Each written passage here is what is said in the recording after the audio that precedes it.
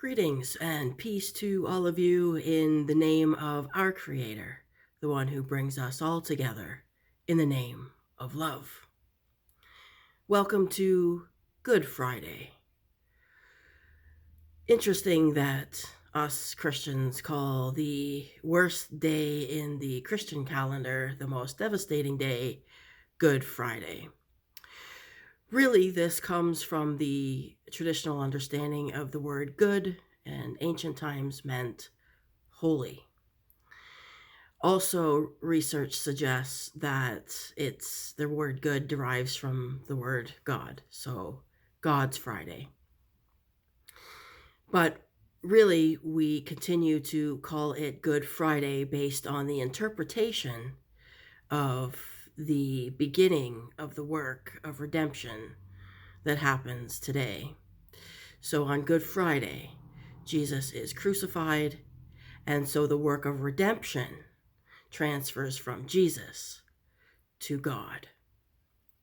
God's Friday. Crucifixion begins at 6 a.m. The chief priests hand Jesus over to the Roman authorities, Pontius Pilate. Pilate interrogates Jesus for a little while, and Jesus doesn't respond other than to say, Pilate says, "Are you the king of the Jews? Are you the one they say you are? Like, do you know what kind of charges they're bringing against you? Why don't you say something to help yourself?" Jesus is like, "I didn't say that. That's what you say." So then the crowds that we talked about yesterday, crowds that were in conspiracy with the religious authorities and Roman authorities, they start calling for Jesus' crucifixion.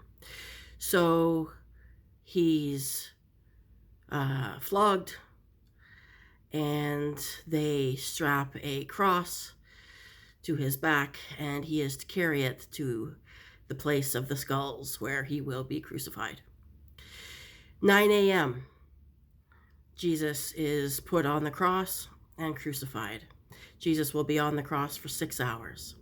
At noon, darkness falls over the earth. This is Mark's, from the Gospel of Mark, the symbolism of even, the cosmos, God's very own ultimate creation is just in mourning and lament and weeping over the events that have just taken place. And so the earth goes dark from noon until 3. And at 3 p.m., Jesus breathes his last breath, and it is finished.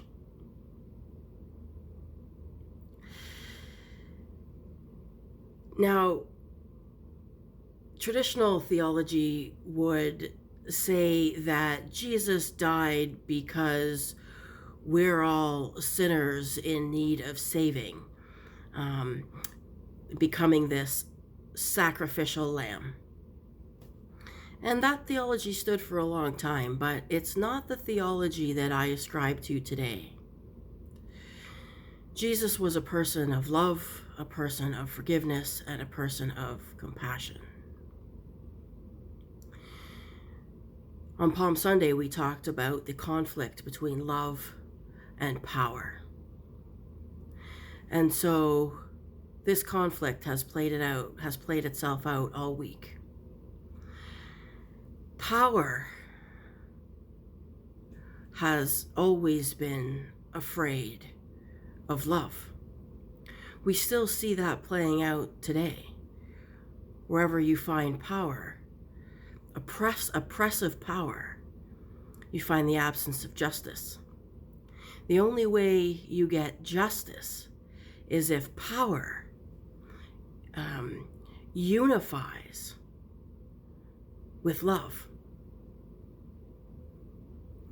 And we, in many ways, are still waiting for this to happen.